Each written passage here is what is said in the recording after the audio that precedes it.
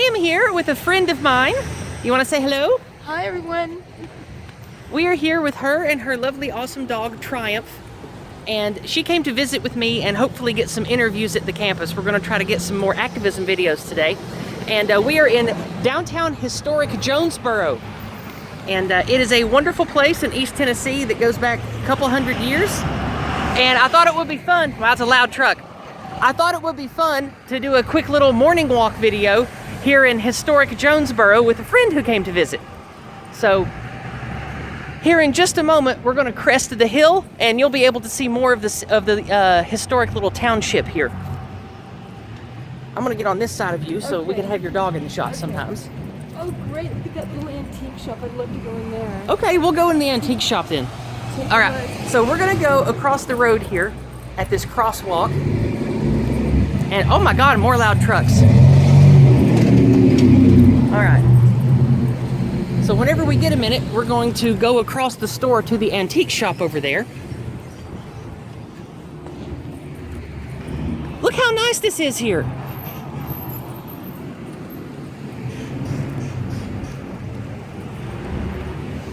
Okay.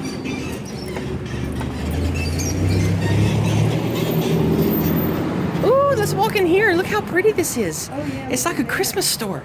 It is. It's one of those It's like all year round. It's like a year-round Christmas store. Let's go in here. Good try. Ooh, look at this. Hi. How are you? I'm just fine, thank you. All right, I gotta pause it here because there's people. My friend and I are looking for cute ornaments because she collects Christmas ornaments, and this store is just lovely. It's a year-round Christmas store. Try it. And here they are over there taking a picture. It's cute. This is her companion, Triumph. He's an awesome dog. I just wanted to take some video here in the store because it's so pretty. There'll be more when we leave. Well, we just left the Christmas store. I call it white erasure. Oh yeah, definitely. We're gonna show this. Yeah. See, even here in 95+% white Eastern Tennessee, you see it here. Look at this. I'll get it in the sun so you can see it. See, look at this trash. Race mixing trash. I call it white erasure. Yep. I'll put it down so you can take a picture of it. So, what we are going to do next is we are going to walk up this way. That is the rest of historic Jonesborough. And we are going to go see another souvenir store that is also Christmas themed. So, it should be fun. There are plenty of antique stores that we're going to pop in. I'm not going to take a video of every one of them. It would take way too long. So, anyway, we're going to hop into the next store now. The food places are closed. Yeah. All right, here we are in more historic Jonesborough. And yeah, we do need to get you doggy bags. But we've had a lot of fun so far in some stores. We've been looking at antiques and old-timey historical collectibles. And now we... Almost got a rosary. Yeah, and we found a rosary, but it was damaged that Frauline Dresden liked. But Almost got it. We're thinking about it. yeah, we're thinking about it. She will give us $5 off. So. She did say she would give us a discount on it if we decided to come back. So what we're going to do now is we're going to walk down to the end of this Main Street road here. And we are going to look for a place to have lunch.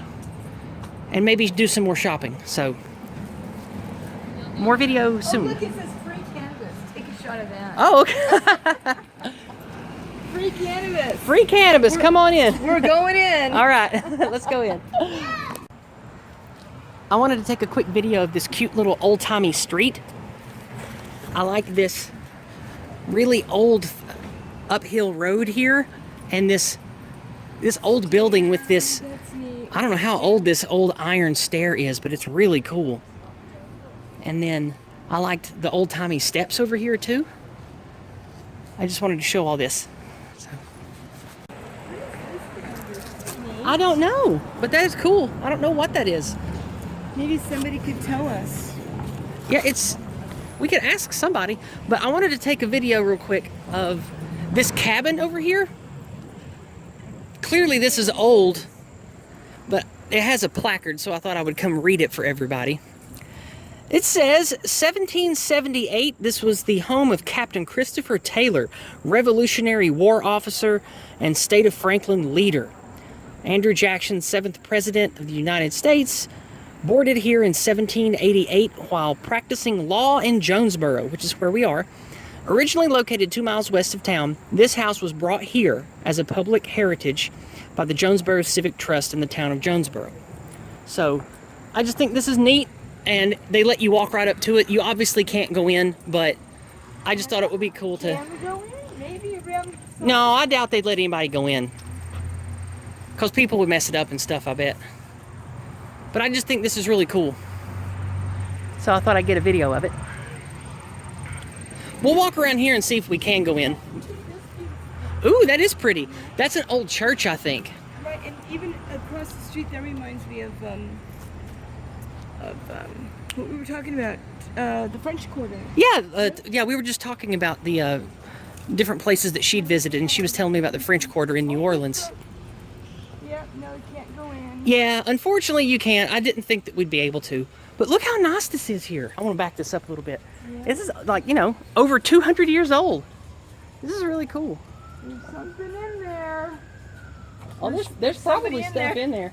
Andrew Jackson is in there. Well, see, you can go in, but they have it bolted, so I wouldn't. Andrew Jackson is in there. Andrew Jackson's in there studying still. That'd be great. All right. Okay, well, we're gonna head out now. So, more video shortly. Fabulous weddings here. I bet they do too. Here's an old-timey church that's been restored twice. It was originally... No, it was built once, restored once. It was built once... Oh, sorry, dog. It was built once and restored once, which we will look at over here on the sign. 1845. Yeah, church erected, and then church restored. It was organized, it says, in 1790, but not built until 1845. And it's called the Jonesborough Presbyterian Church now. And this is cool. It's an old-timey church, and then a nice old building from over here from who knows how long ago. And I can imagine up there on the veranda a beautiful wedding scene. Oh yeah, that'd be nice. Yeah.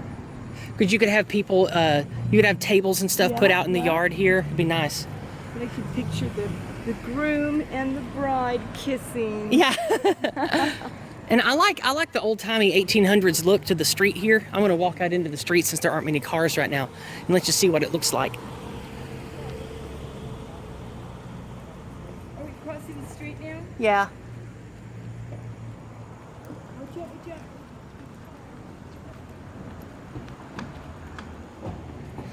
And here's where you enter into the old theater, which is what this building is here. And they do plays and small-time stuff here. And just back down there is a storytelling place where they do live storytelling. But nothing's going on there today. All right, well, we are going to go in and have lunch somewhere because the food here smells delicious. So we will make a video after lunch. Before we picked somewhere to eat, we were looking around for different restaurants. And look what we found.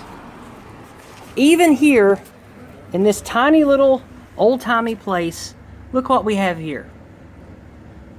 This is fucking garbage. Yep. Even here... Big criminal. Yep. Nelson Mandela. What a champion that Nelson Mandela was. What a friend of freedom, huh? All right. We decided on Main Street Cafe, and we are having delicious bacon cheddar burgers. OMG. and they are something else. So I wanted to throw that in the video too. It is so good. It is really. Watch this. Ready? We're having the time of our lives. This is great. So we had a wonderful lunch, and here we are at the old Jacob Brown building, I think. And I think this is the county courthouse, perhaps, because we have the 10 Commandments up here. Now, the 10 Commandments being on an official building here, it is rather in stark contrast with the Nelson Mandela anti-white propaganda we saw in a store just across the way. So, and it's in memory of Dr. Robert Buffman. I wonder who that is. We'll have to find out. We'll have to find out who that was, yeah.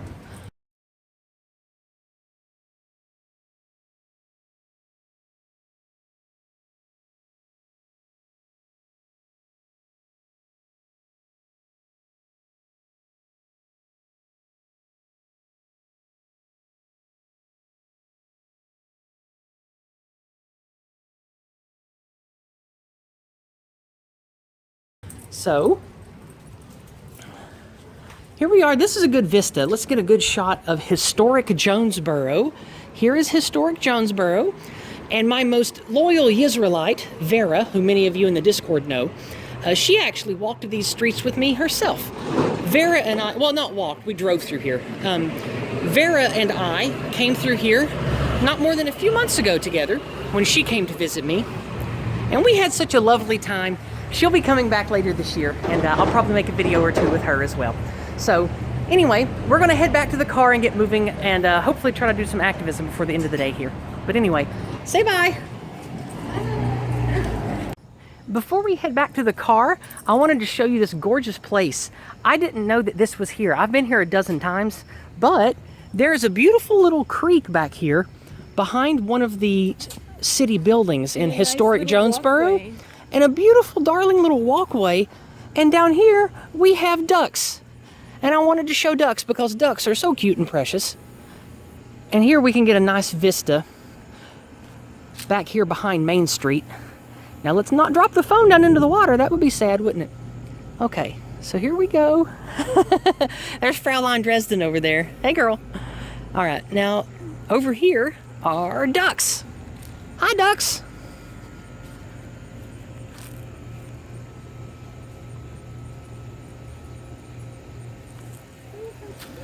Okay. Did you get a picture of the cute little duck? I did. We're gonna hop in the car and head somewhere else now. So that's all for historic Jonesborough this visit. We're leaving already. Oh. Well, we're on our way back. I doubt we're gonna find anything. We're gonna get ready to do some white activism now. Yes. Down to business from all this fun. Oh yes.